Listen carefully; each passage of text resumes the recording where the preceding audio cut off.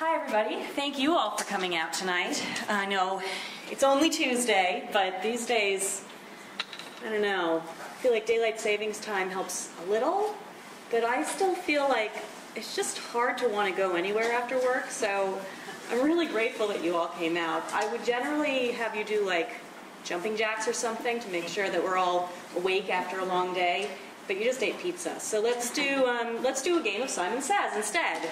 Simon Says, raise your hand if you are a content strategist. Simon Says, raise your hand if you are a UX designer. Simon Says, raise your hand if you are a user researcher. Simon Says, raise your hand if you are some combination of all those things. Okay, now get up and do jumping jacks. Ooh, Simon knows. So, I'm actually based right here in Boston. I just moved out to Arlington. Anybody here from Arlington? Yeah. Yay, Arlington. I'm a convert. But I almost never end up speaking in Boston. So it's really exciting to be talking with people who not only share the field that I work in and the experiences that I see every day, but are actually doing this in the same areas that I'm working with and are familiar with a lot of the same companies. I want today to be very informal. I'm going to leave a lot of time at the end for us to get some conversation going and talk about some of the different ways that a content strategist and UX design and UX designers can work together and can make our projects really shine. But to start with, I want to go over a couple of the experiences that I've had. I want to look at what are we talking about when we talk about UX design, and how can content strategy really be a part of that. So for starters, what job would you all say could be categorized as making things useful, usable, valuable, desirable, findable, credible, accessible? What is it that does this? What job is that? What do we call that? Anybody? Interaction design. Interaction design. Anything else? Marketing. Really? Marketing? Yeah. I usually think of this is actually usually called the UX honeycomb. I did not invent this. I found it on Google. But the UX honeycomb, it's usually called. But then I started looking at it and I thought, okay, well, whose job is it to make sure that the content that people find is going to be useful, usable, valuable, desirable, accessible, findable, and credible? Well, that's the content strategist's job. We really have the same goal. I mean, when you come right down to it, UX and content strategy go together like puppies and kids. I mean, right? Isn't that adorable? That's what we are. Everybody in this room, that's us. We are that adorable. But that doesn't mean that UX design is content strategy. You cannot just wrap a puppy up in a blanket and call it a baby. It doesn't work that way. And UX design is not content strategy, and it's not UI design, and content strategy is not UI design, and it's not content management. So everybody has all these different definitions going on. I mean, we're an evolving industry. That's just what's going to happen. So for starters today, I'm going to talk about some of the definitions that I'm familiar with. And I'm serious when I say I want this to be informal. So if I say something that you're like, oh, I actually think of it from a totally different perspective, please raise your hand, shout it out. Let's talk about this. So to start with, I'm going to look at UX design versus UI design. Now, my understanding of UX design is always that UX is a process. The user experience is not the creation of a website, and it's not making customer service better. It's actually creating an experience for the user, which could take place from the time that the user comes to your website until the time they complete a purchase. Or it could take place from the moment that they first hear about your brand until the day that either they die or your company goes under. You know, that experience could be as broad or as small as your project has defined it.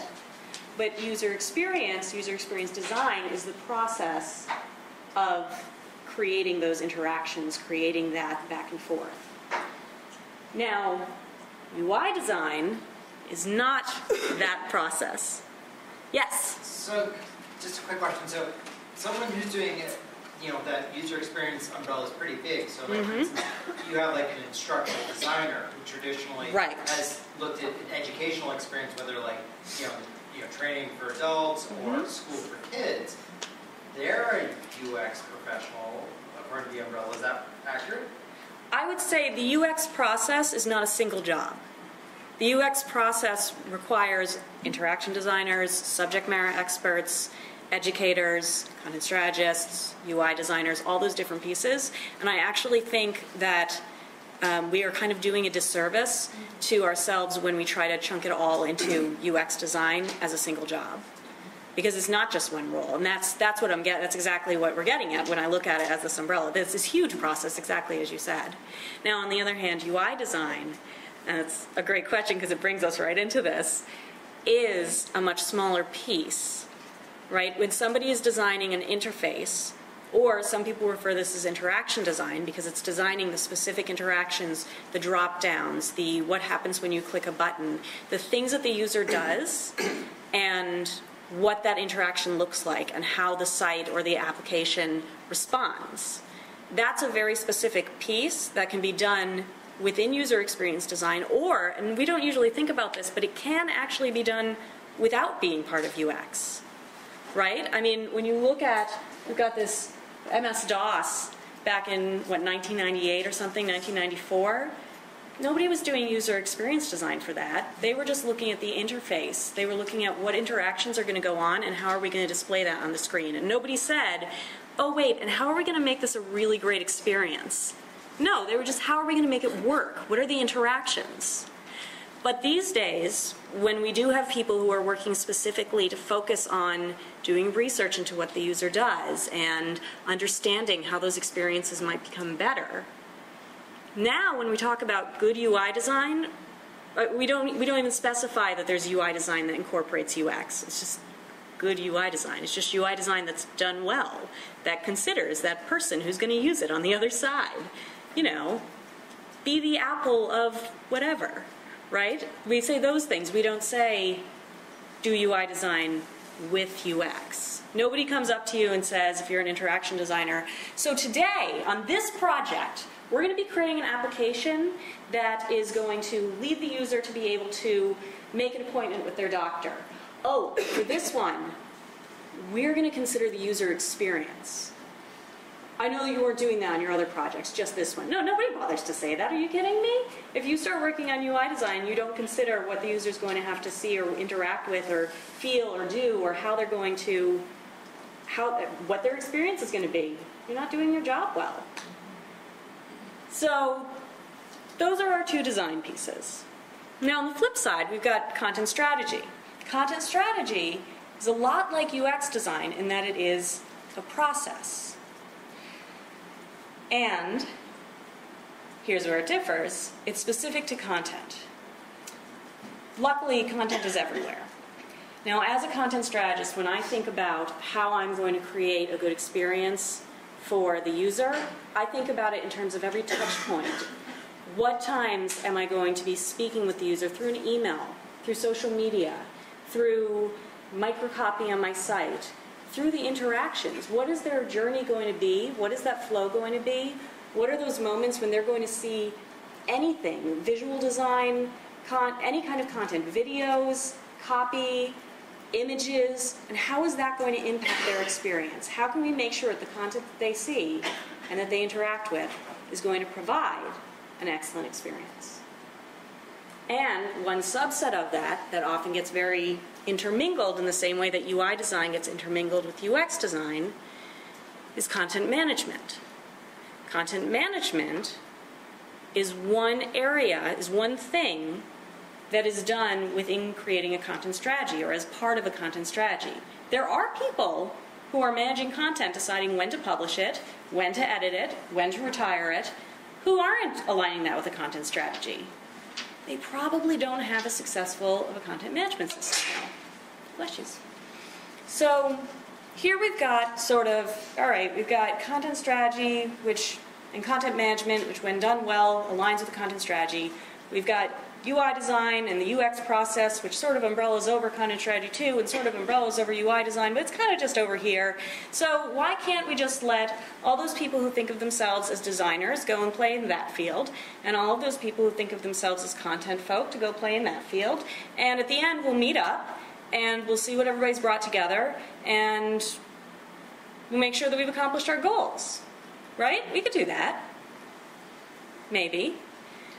And I'm guessing that many of you have worked at places that do that either say, well, we don't have a content strategist, but we don't have a lot of copy being written. Okay, that's not a content strategist, that's a copywriter. But you might still be able to use a content strategist in ways that you wouldn't think of. And that's really where this intersection comes into play. I know I'm harping on content strategy right now. It's really because as a content strategist, I'm more likely to see where design is being asked for and content strategy comes in and just boosts it. But the other piece is, right now, there are a lot of people who are saying we need a UX designer. And they kind of want a unicorn who can do everything. And they're having a really hard time breaking that out and saying, well, what skills do I actually need this person to have? And if I were to have two people helping each other, would they just have redundant skills? And to me, the answer is no. The answer is you need a UX designer, or maybe you need a UI designer, and you need a content strategist. Because any UI designer, including, I'm sure, all of you out there who consider yourselves UI designers, are considering the user experience as you create interfaces. And everybody doing content strategy is aligning their strategy with the user experience. So, without further ado, back to the puppies and kids. Basically, I just want to share with you guys 6 short stories, 6 experiences that I've had where content strategy and UX design work together really nicely in sort of unexpected ways. And then I will go on to sort of the practical application. I've got a handful of tips and tools that I've used in the past and that you can all go home with and bring into your offices and actually start using tomorrow to, and that some of you may already be using, to help bridge that divide between content and design and make it all part of one user experience and one strategy. And then I'm going to open it up to you guys, and I want to hear your stories and your ideas and where you've seen it either working really well or not at all, or what you want to go home and try now. All right. So, first story I've got is about branding. Branding is one of those areas where a lot of people think of it as just being visual design. And I used to be one of them. To the point that I was doing some work with an agency at one point, and they were doing a redesign of their site. Totally just visual design. They already had a message going on, basically, and they already had a lot of clients, and they were very happy with them. But their site just didn't pop. It just didn't shine. It just didn't, all of those words that don't mean anything that designers hate hearing, you know? And they wanted it to do that je ne sais quoi, ephemeral thing. And so they hired a visual designer. And they said, bring us beautiful things and show them to us and help us to figure out what our site should do. What should it say? What should it look like? And the visual designer went on his merry way and came up with 3 drastically different but all very shiny, very flat design, beautiful ways that the site could look. Brought it in, showed it to the stakeholders, and the stakeholders said, wow, you know what, we all really love option B. And could you go home and do 2 variations on option B? And the visual designer went home, drew up 2 versions of option B, brought them in, said this one's going a little more grays and metallics, this one's going a little more really bright colors, but they take a lot of those flat design elements you liked from option B. And half the room really liked B1 and half the room really liked B2, but the conversation just started going in circles. And finally somebody said, well, maybe we just need to bring more people in. So they brought a couple of us in and had us look at it. And I said, well, what's your goal? What's the message behind each of these? And the visual designer said to me, honestly, they really just wanted an image change. So I'm just bringing them different color palettes, honestly. And I said, right, but how are they making the decision of which one they like better? And he said, well, it actually seems like they're doing personal preference. I kind of assumed they had a strategy here, but maybe not. And so he and I sat down and said, all right, let's look at the scope of work. What do we think they should be looking at? And we realized that this was an area where it's not just about visual design. It's about having a content strategy in place so that you can say, this is our goal. This is the strategy that we want to work with. We're going to be sending out, doing email campaigns, and those are going to bring people to our site. So they're going to be coming to our site as the second step, and they're going to be coming here because they want to make sure that the valuable information from the email isn't the only thing we can do. So they want to know what kinds of projects we've worked on and if we're the right fit for them. And once they've got that strategy, then they can look at the visual design and they can evaluate each option, not just by do I like green or do I like gray, but does this image say to me the thing that I said we needed to be saying to our prospective users? And so we made the suggestion, we wrote it up, we brought it to the stakeholders, and they said, oh yeah, that might make this easier. Huh. Not, oh, of course we need a content strategy, because that's not how people work. That's not how we think. And that's not what we want people to be thinking. We don't want them to start thinking, oh, I just throw a UX designer and a content strategist and everything will be fine. That's just as bad as saying, we'll just throw a visual designer at our website and then it will be better. It's not how this works. But instead, they start looking at it and they say, oh, that would make my life easier. In order to make their life easier, I sat down and interviewed the stakeholders. I compiled everything that I'd heard from them into a few major goals. We then tested those goals by asking prospective customers to go onto Google and start doing Google searches for things that they would want to look for if they were trying to find an agency. We took that search information and figured out what questions they had and why they were coming to an agency. We put it into place with a full strategy. All of this took 3 weeks. That's it. Then, the visual designer, meanwhile, touched up the images a little bit because now he had some concrete goals he was trying to accomplish with them rather than just prettiness. And he said actually it made his job a little easier too. And then he was able to bring them in, and they got consensus in one meeting. But not one meeting where that took 5 minutes because all three said, I like that one best. One meeting that took a solid half hour of discussion, of debating the merits of going towards one style versus another, and why they thought each style might or might not accomplish their goal. Branding is not an area where many people think of content strategy as coming in use, and honestly, it's not even a place where people think of UX. People think of branding as being marketing and visual and these sort of old school things. But marketing and visual, that's becoming a part of a much bigger process now. Yeah?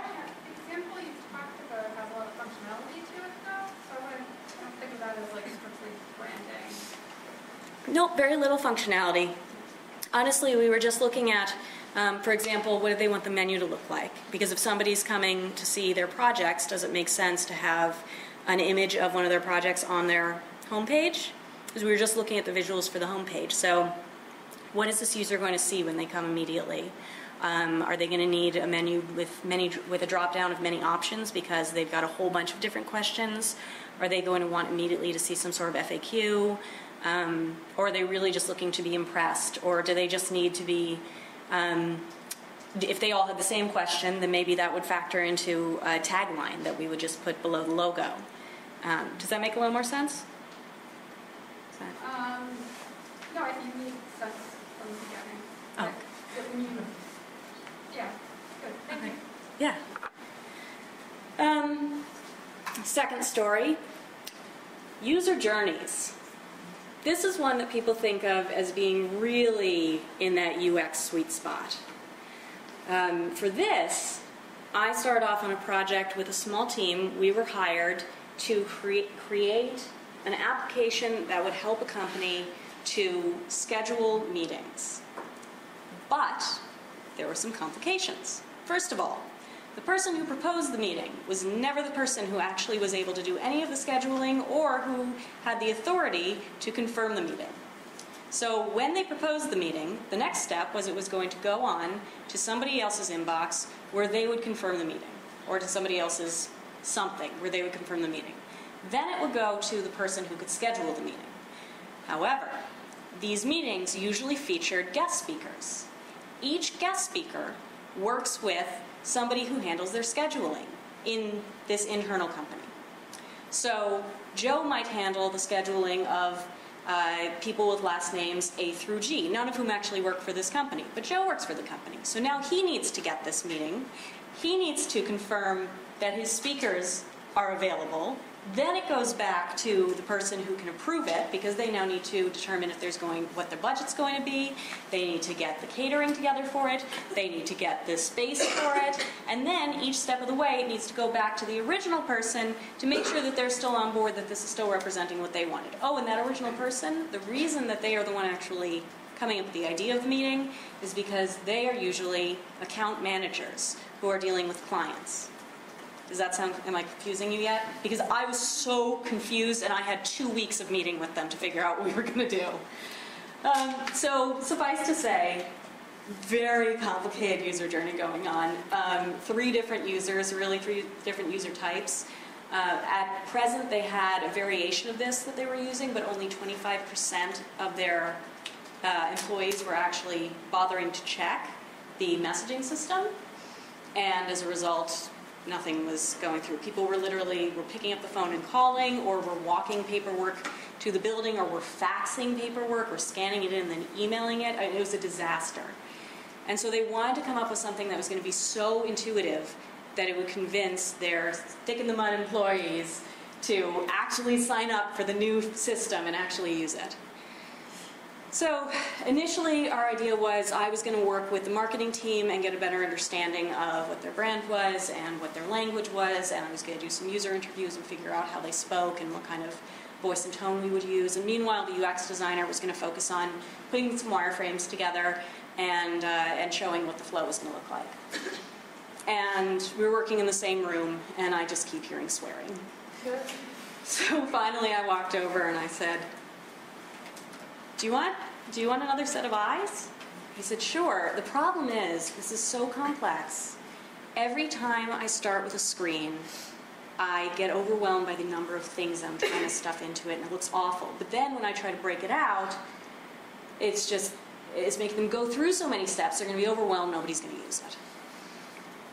And I said, all right, well, I can see that being a problem, particularly for a visual person, but I'm not visual, so okay, or it's not that I'm not visual, but I don't think in terms of screens. I think in terms of actions, because that's where the content comes into play, right? So I took a handful of sticky notes, and for each area, for each step of this journey, we gave a different sticky note. And then we had it all crisscrossed across an entire wall. And now, because we were looking at it from the perspective of what messages are they getting, or what content is coming up, or honestly, it ended up becoming sort of what interactions as well. But we got outside of the wireframe. We moved away from that mindset, from that very visual designer mindset. And instead, we looked at it as sort of a bigger picture. And all of a sudden, we didn't have to design one screen at a time. We were able to take these sticky notes and just start moving them around and seeing, okay, well, what's the logical pieces that have to go together? Oh, well, these 3 pieces overlap quite a bit and will help each other, so they're obviously going to be on one screen. And, oh, this is actually probably a pop-up from there. And then this is, well, that's only one action, but it really stands by itself, so that's a screen in its own. This one has 8 things on it, but now that we have that as sort of a cut and dry, these are the pieces that need to go together, it became so much easier for my designer to start thinking in terms of a screen. Because now he had his constraints and he had his goal. All right. Number 3. Oh, did you want to add something? Oh, never mind, I thought I saw a hand. So sitemaps. Everybody's an information architect these days. Have you guys noticed that? I feel like nobody has the job title information architect, and yet everybody's expected to be able to create a sitemap. And I work with designers who say, oh, yeah, I'm figuring out what makes sense, how many things we can fit in the menu, and then we'll go from there. And I work with user researchers who say, we're going to do some card sorting and figure out what things the user's going to be looking for, and that'll be the IA. I talk to all these different people, and as a content strategist, I was always kind of told that it comes from where the content is. And this is particularly kind of problematic with a big site. When you've got a small site, sure, you've got 4 pages, and it makes sense that they would all just go in a top navigation, and a designer's going to go in and they're going to say, what is the most attractive way I can show these 4 items, or if I really think that it's much more attractive if I show 5, can we come up with a 5th? Or really we only have space for 4, but there are actually 6 things that they want up there, so we'll put those in the footer. And it all works beautifully, and it's a completely acceptable, even a good way to go about it.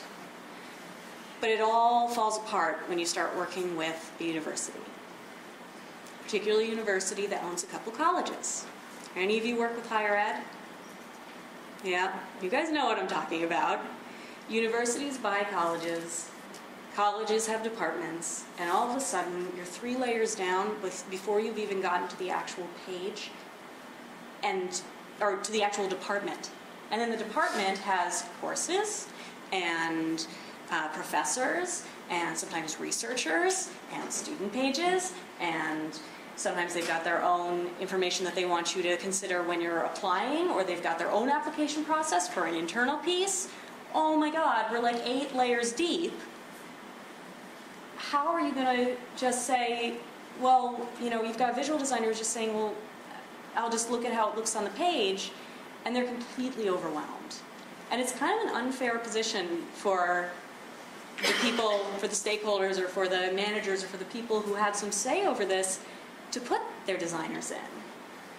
Whereas a content strategist is going to come in and look at this from the perspective of, what information are we trying to get across? And we may end up working hand in hand with the designer, coming up with a solution that benefits us both. So actually, I dug myself in a bit of a hole on the last university site I worked on, because looking at the 8 levels of pages, I said, we're just not doing it, we're breaking it out. Each college gets its own separate site, and departments are going to be treated as microsites, and that way we're only going a max of 3 levels deep on each one. We're totally separating it. And the designer looked at me and said, you know we can't do that, because we did usability testing, and when people looked at the designs that were totally separated, they weren't sure how to get back to the main site. So, sort of a visual perspective, it's also a usability concern. And I said, well, damn it, that doesn't work with my nice, organized content first. And that's an area where, again, you can't have just the designer or just the content strategist. But when we looked at it together, we were able to say, oh, wait a second. Okay, so we do want to do the microsites. That's just the best way to deliver this content. But visually, we need to keep a consistent branding, and we need to have something in that header that is bright and bold and obvious that will take me back to the college level or back to the university level. And from there, we were able to actually create a much better experience. So, number 4, wireframes. Anybody here work with Agile? Agile for development or Agile for design? How's that going for you? Awesome. Design for the epic. Yes, design for the epic. Yeah, I love and hate working with Agile. I love Agile because it's such a great opportunity from a content perspective to try a lot of different things, throw stuff at the wall, see what sticks, try something else in the next iteration. I hate it because very few people are actually doing Agile when they ask us to do Agile. Most people are actually having us just have very short deadlines. Because it's not really Agile if you're only going to work on this particular thing in one iteration and then move on to something totally different. Agile implies you're going to build off of this and continue to iterate and try new things each time. But I love, love, love a lot of the ideas that Agile has brought to the table. And one of those things is this idea of pair programming. Pair programming, for those of you who are not familiar with it, is when two developers sit side by side, or two programmers, and they take turns with who's the driver and who's looking over their shoulder. And the easy stuff apparently kind of gets coded just as easily, but every time you get to a problem, now you've got two heads are better than one. You can break through it a lot more easily. Plus, you've sort of got one person, you've got somebody over your shoulder who's sort of making sure you don't make any silly errors along the way. So it's a little bit of peer review, it's a little bit of editing as you go, and it's a little bit of teamwork making things easier. Now, as a content strategist, I get to work with design teams frequently who either say, well, give me all of the copy that you want on the page and the videos and the images, and then I'll design it. Or say, here's your layout, put stuff in it. Neither of those are what I want to be doing. I want to be looking at what the messaging is going to be. And then I want to work with the designer. I want the designer to create a layout based around the messaging. And then, maybe it's me, maybe it's somebody totally different who figures out the exact content that goes in. And this is particularly nice when you do it as a pair. So for example, if we both take the same flow or the same page on a site or on an app, and we say, okay, I'm going to design this from a content first. I'll put in sample copy and I'll show you what types of images, but I'll write the messaging in basically. And you do the design first, and then we'll swap. And now I'll take your layout and see what it does, what new ideas it brings up for my messaging, and you'll take my messaging and see what new ideas it brings up for the layout. And it takes a little more time, but it saves on so many sets of technically, team reviews that actually end up being, but you didn't account for. So instead, you're kind of getting rid of that, what you didn't account for immediately. And honestly, it works so much better than if a designer just handed me a layout and said, we'll just add the content. Because even though that might help me come up with some ideas that I wouldn't have otherwise, it doesn't give the designer a chance to say, well, what would I do if I had known everything from them first as well? It sort of gets rid of that issue of, which one comes first? I can't do the design until you give me the content. Well, I can't do the content until I know what kind of design we're looking at. Gets rid of that. It's, well, we both get our stuff first, and then we get to do a second draft together. The fifth example I have here is content templates. And for this, I want to talk about healthcare. Anybody here work in the healthcare industry? Yeah, a lot of people. And that's another place where our sitemaps are really complicated, our content is really complicated, and those people do not want redesigns.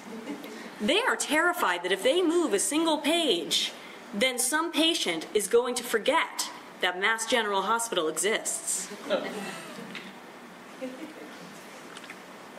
Note, I've never actually worked with Mass General. I am not speaking about them. But I assume that they, like every other hospital, have that problem. And I recently worked on a project with a hospital who, they were so excited to see all these designs coming together, and they were so excited to be working with UX and talk about the ideal situation and the ideal disease pages and the ideal patient experience. And then we said, here are the templates we've designed for you. Transfer your content. And they said, oh, we can't do that. Yeah, our content doesn't work with these. You haven't accounted for all of didn't you know we have 8 images that pop up before our patients actually see any of the write-up on the disease that they have? Didn't you know that, didn't you see on our page that we have to account for that? Well, yes, but when we talked about the ideal experience, that did not come up, shockingly. Oh yeah, but we don't want to lose that content. All right, so here are our choices. And the design team said, I guess we just give them the templates and cut our losses and warn management that We may not get a good feedback from them. Don't really know. And the content team, we started talking about it, and we said, well, we could ask for another X $1,000 and do it for them.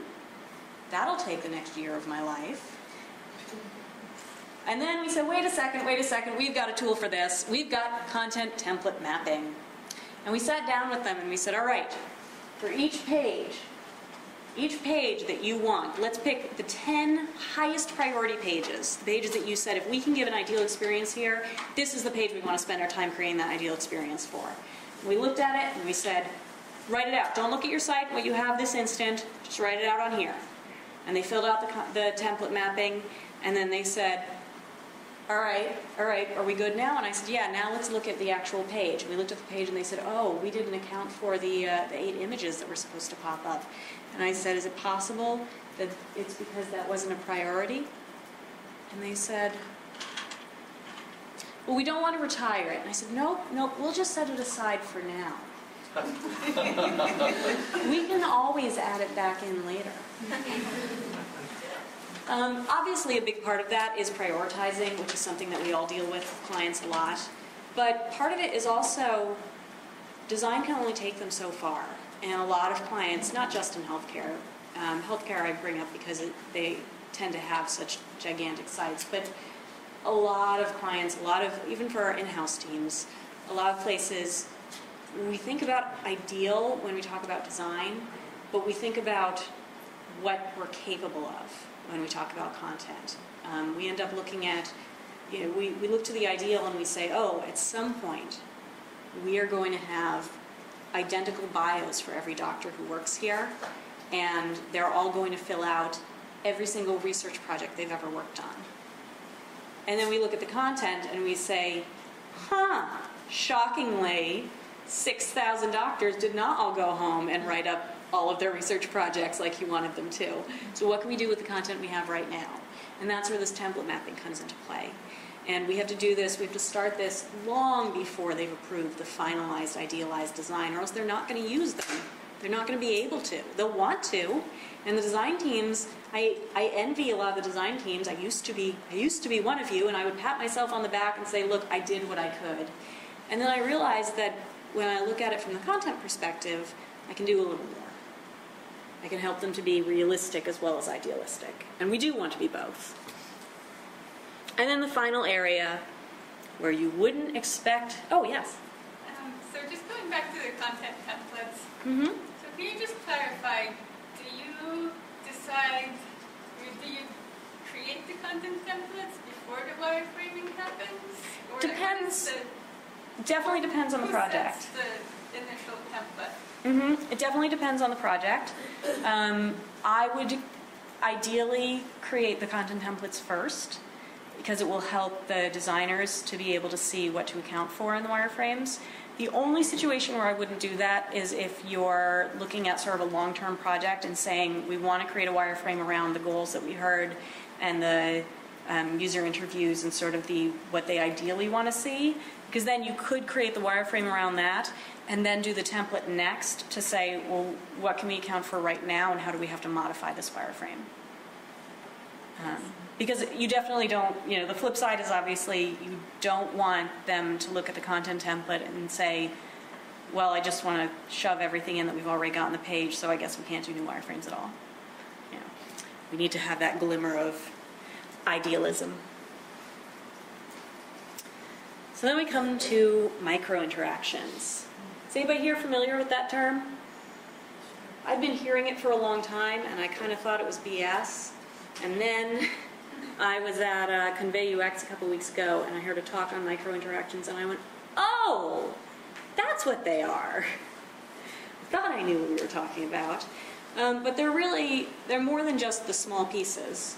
It's the snooze button, which doesn't do more than one thing, but dear God, you couldn't live without it. It's the spout on your milk. Well, no, it's probably not the spout on your milk, because that serves to both pour out and also it pops back in to keep it closed. Wow, so that's not even a microinteraction. You know, it's the pop-down thing on the toaster oven. Nope, not that one either, because that one pops up to let you know when the toast is done. They're hard to find, and they come up a lot of times for designers. You find them a lot in little interactions where you're saying, oh, this is the little delightful piece where it's the button that only does one thing, but they're going to love it. This is the delighter, right? This isn't the absolute necessary piece, but it's the part that they're going to remember, and that's awesome. But for content, it comes up in error messages, and it comes up in pop-up messages, and it comes up in warnings, and it comes up, it's mostly copy. It's very rarely an image, because an image usually goes in place to evoke an emotion and also to educate you in some way, or it's meant to signal something, but it also just happens to be pretty. Videos also end up doing a lot of different things. Instructional copy can serve a lot of different purposes. When it comes to microcopy, when it comes to error messaging, this is where we really get in depth with microinteractions.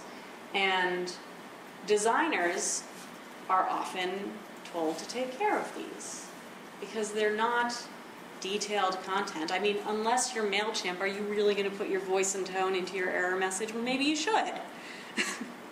And that's where, if you just shoved it off on your designer and said, look, you're creating the wireframes anyhow, just throw some lorem ipsum. Or just put in a generic. Look up what the most used error message for that is. You know, you have an error. That'll work, right? It lets them know you cannot continue until you've filled in all of the fields, right? They don't need anything more detailed than that. They'll do fine. It lets them know there's a problem. It's in red. Maybe it even has an asterisk next to it. We'll design it. It'll be fine. This is one of those areas where, again, it's not about life-changing things, but it certainly would make the design team's life a lot easier if we have content strategists to help break down where do those micro-interactions come into play, what voice do they use, maybe putting together a guideline for when to use them, why to use them, and how the system will know to pull them up, what the validations are. Little things like that. Nobody puts that into a scope. Nobody says, all right, we've got $10,000, small project, but we are going to create an app that is going to let you know when you need to get gas in your car and how many miles per hour you've gotten, and how much you would save if you bought a Honda, because we're working for Honda apparently.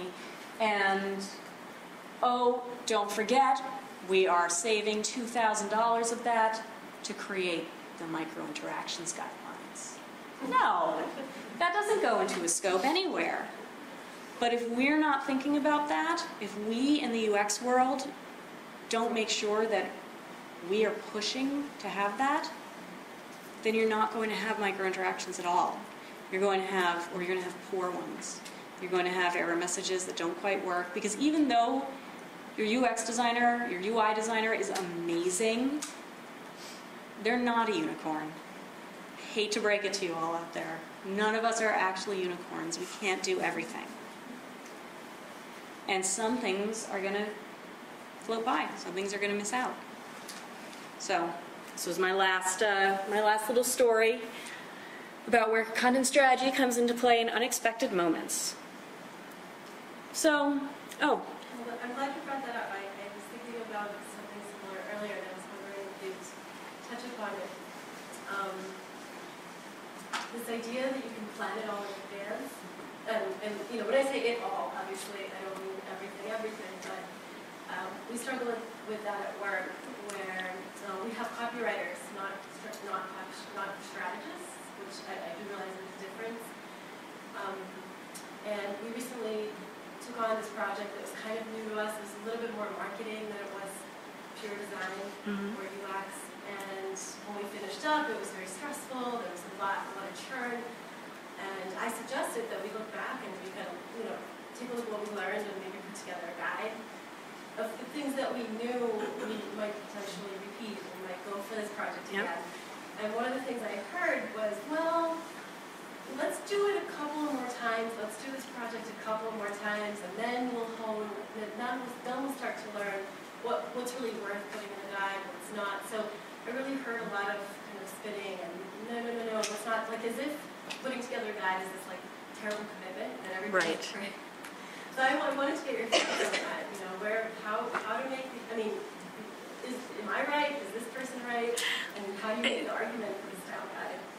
In my opinion, it's always easier to do things as you go rather than try to look back later and remember which ones were important enough to make it into the guide. But the easiest way to convince somebody of that is usually just to do it. So it's probably too late on this project, but if on the next project, for example, you were to start jotting down every time something came up, and then at the end of the project, you're not saying, hey, can we spend a day or 2 days or whatever working through this, you're saying, hey, here's something I compiled as we were going. It would be very helpful to me if in the future we could actually schedule time to review it and see how it's changing over time, because then you're asking for 2 hours instead of 10. But yeah, that's a really good point, and I think that comes up for a lot of people. So then we get to how are we going to do this? So those are great examples, blah, blah, blah. They all happened in the past. But you guys are going home. You're living in the future. Do you really have to talk with your content people and your designers? Well, yes. Yes, you do. But there are some ways to do it that make it a lot easier. One is swap skill sets. The first time that somebody ever said to me, hey, can you wireframe out this process? And I said, yeah, I'm sure I could do that. And I sat down with Balsamic and wireframed something out. I suddenly realized how much I love UI designers. And as much as I had been grateful to work with talented people in the past, it hadn't occurred to me how much that seems like common sense when I'm looking at it doesn't seem so obvious when I'm the one trying to design it. So if you are a designer, take the time to actually try and create a style guide or go through a content audit. Have a content strategist walk you through that. Get a sense for what it really is, why they think this stuff is so important, how they're going to use it, what they're doing. Try doing it yourself. And if you're a content strategist and you've never tried to build out wireframes or, God forbid, learn Photoshop or Illustrator or any of those tools, but it's not even about the tool. Even just sketching out wireframes on a piece of paper, the number of things that you have to account for that are incredibly difficult to actually get through your mind. And it's a win-win. Go home and try it, and if you do find it's really easy, then you get to laugh about how you're smarter than me. And if it's really hard, then you've learned something. The next suggestion I have is play Pictionary. If you have any control whatsoever, or if there is a suggestions box at your office, or if there's anything you can do to get your design and content and just general UX team to play Pictionary together, make it happen. There is nothing better than trying to describe to somebody, than trying to understand what somebody is communicating visually. And those of us who aren't designers, actually, we see it on a regular basis. We see other people's designs and we try to interpret what they're doing. But doing it in Pictionary is much more real world. Maybe real world's the wrong word since it's not for a client. It's not really real world at all. But it's much more in the moment. You're seeing something as it's being created, and so it's up to the person sketching or drawing in Pictionary to pick and choose the most prioritized things, the most sort of obvious pieces first. And for those of us who aren't designers, it's also a wonderful experience to try to sketch to get an idea across. And then the flip side of that, when you finish playing Pictionary, try dictating sketches to each other. This is another thing. It's very easy for me to look at a design and say, I wish it had more of this, or I don't really see this, or I'm not sure what you're going for there. But it's really hard for me to say to somebody, okay, I want to get across this and this. So what would you think of da-da-da-da-da, and just asking them to put it together. And we need a header, then we need a hero image, and then we're going to need 3 lines over to the side to get a strong title that speaks to our audience and has this specific message in it. Trying to dictate that to somebody and being clear and being concise and making it easy for them to understand is a really good skill to practice. And then swap. Have them try to dictate to you. Whether you're a designer or a content strategist, it's really good to be able to do both of those. To be able to try and sketch something out as somebody's telling you what the goals are behind it and really what to do, and vice versa. If you have ever heard me speak, you'll know that I can't get through a presentation without bringing up Dave Gray and game storming. This is I highly, highly recommend, I can't recommend it enough, Game Storming by Sonny Brown, Dave Gray, and I did not jot down the third name, and I'm blanking on it. Anybody remember? Does anybody know this book? All right, Google it. I apologize to that third person. But they basically compiled a list of activities that they then put into a book and is now actually a website, so you can go to it for free and see lots of activities for getting people to share ideas and to express goals or long-term plans or even prioritization or even putting together user flows in a room as a group. All those kinds of game storms, they're much easier to do than brainstorming. There's much less likelihood of one loudmouth kind of over, making everybody else think they're right when really they're just loud. And there's also a lot less likelihood with the game storms that somebody who needs to think for a while before expressing an idea gets kind of shut out. So it's nice, it kind of pulls those people out. And there are a lot of different activities that they're specifically for one situation or another. So. And lastly, we got to compromise.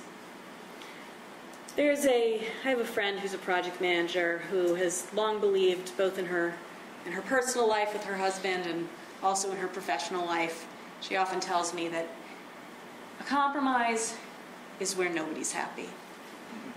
And I don't think that's right. I think we can do better than that. And I think compromise can be where we find that intersection of that Venn diagram, where we find what is it that accomplishes both what content is trying to get across and what design is getting across.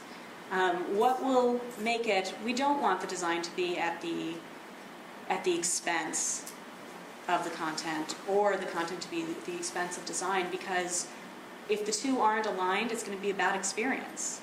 That kind of brings us back full circle. That's everybody's goal, right? Is we want to be creating an experience that is positive, that is delightful, that is beneficial to those end users. So, honestly, we can make this collaboration mutually beneficial. In short, we can be as adorable and work together as well as puppies and children.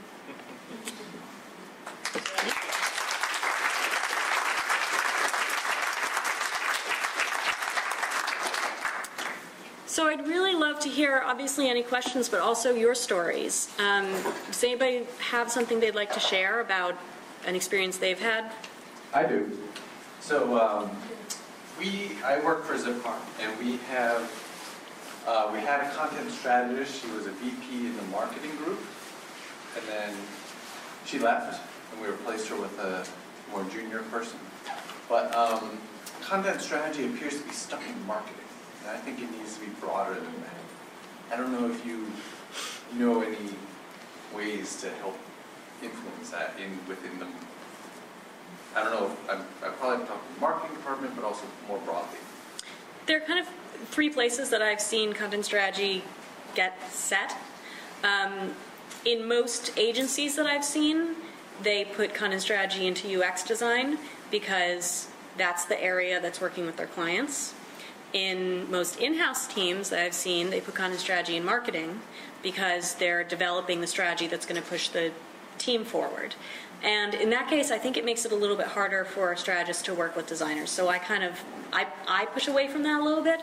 I am for one evangelizing that content strategy in those situations should actually be a department in and of themselves, because they do need to work very closely with marketing, particularly with SEO and whoever is taking care of analytics and all of the metrics that are coming in. And obviously they need to be aligned with what marketing's goals are, but the actual deliverables that they're handing out and the actual pieces that are being created there are going to be done in conjunction with UX design. So they need to have that authority, that autonomy. Cool, thank you. Yeah. Somebody's got to have a story. Hi, so I do UX consulting, and there have definitely been projects where I could have used the content strategist, but it's usually agencies I'm working with. They just don't hire them, just like they don't hire UX designers very often. So how, if I am doing a project and I think it could use a content strategist, how would I advocate for hiring someone like you? Well, what I've done in the past is I've actually worked with UX designer friends to create the scope together, sort of in our own time. I've had UX designers who are freelance or contractors say, hey, I'm working with a client right now who could really use this. If I give you a little bit of the information of what kind of thing they're looking for, could you write up just a quick estimate of how much time you would think it would take, what kind of budget we'd be looking at, and what skills you would bring to the table there. And I've submitted that, and that is sometimes beneficial. In other situations, it's a lot more about convincing management. Hillary Marsh actually just wrote a fantastic article for UX Booth. I'm only a little biased, but she really did write a fantastic article about convincing management to work with content strategy. We're a very fast-growing field. We're a very new field. And so a lot of times it's sort of this mix of not knowing that there's an option there and then not knowing what that phrase even means, what that title means. But Hillary has a lot of great tips for getting heard and helping to make that decision.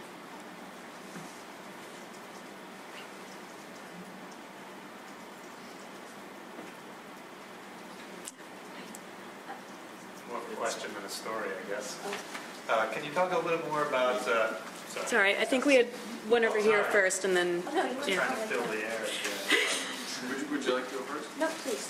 I wonder if you could talk a little bit more about the peer programming applied to content and design, and how that works. It's always been for us kind of a chicken or an egg type of thing. The content strategist says, I'd like to have a little bit of structure of where this is going that I can steer towards, and the designer always says, I'd like to know a little bit about what we're trying to say here, and trying to get out of that. And normally I just shove them into a room and say, try to figure it out, but maybe any more structure or kind of how you'd approach that.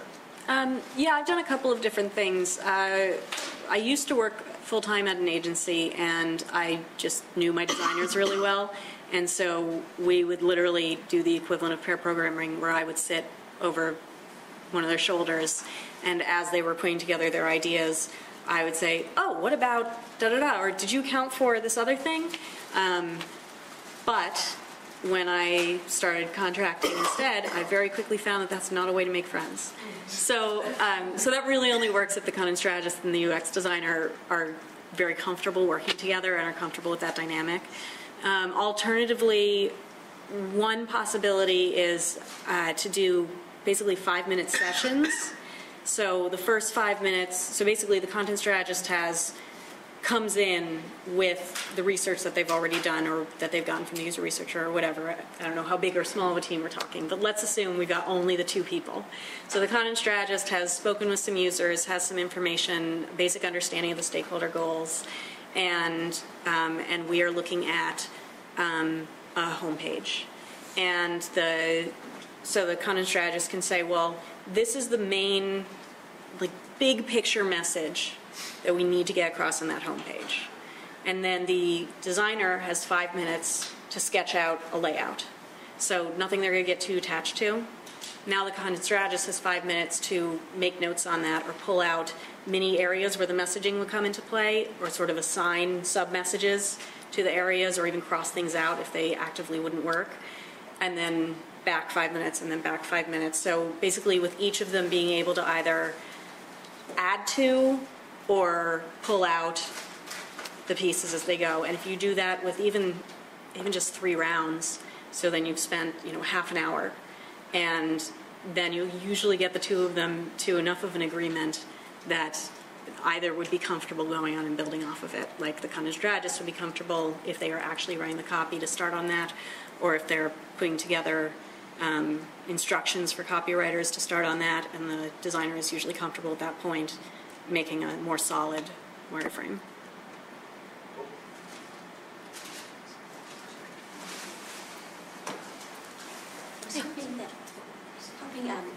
I could get your perspective on the relationship in your experience between content strategy and knowledge management. Well, I have not heard that phrase before. So, how else would you describe knowledge management? Can you give me a little more on it? In my experience, it would be very similar to what you've described as content strategy. Microphone. Do other people have experience with knowledge management and the relationship between that and content strategy? It's not a phrase I'm familiar with, so I'm looking for some help. All right, so it may just be the same. Let's talk more about that, because it may be just a different phrase in a different particular area, or it may just not be something that I've come across before. So, yeah. Yes. I can give my perspective maybe real quickly. Yes. Knowledge management to me is like organizationally. Making sure that the organization understands what we're trying to do and the experience that we've gained. So it comes up sometimes in intranets or organizational efficiency type of conversations. Whereas a lot of the content strategy stuff that I see is more kind of outward communications. So I'm sure there's some overlap, especially when you talk about content strategy for internal communications. That's been my experience. Anybody else want to add that?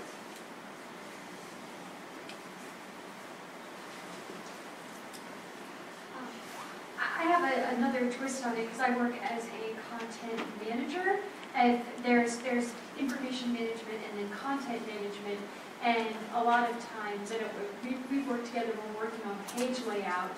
What I'll do is I'll work backward to model the database fields for where the CMS lives, like if we're building a site on Drupal or WordPress or whatever, then you've got your message on the home page, and I sit there and I make sure that there's going to be a field in that back end, and that it's being built for on the back end, so it can be made real. Is that sort of?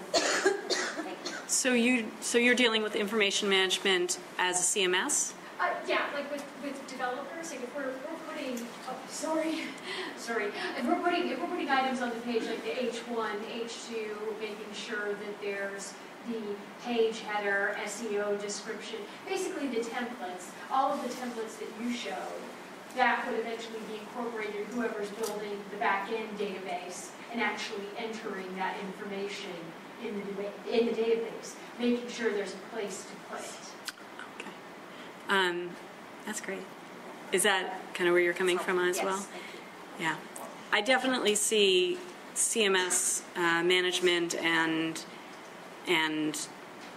creating specs and creation for CMSs as being under or a subset of content strategy, but similarly to how UI design can be done with or without being part of UX. It's just generally much better if you're doing it with UX. If you're creating any kind of type of rules for a CMS, it's going to be better, stronger. It's going to work better if it's aligned with the content strategy. But yeah, I'm definitely going to go read more about information management or knowledge management now. Thank you. Anybody else?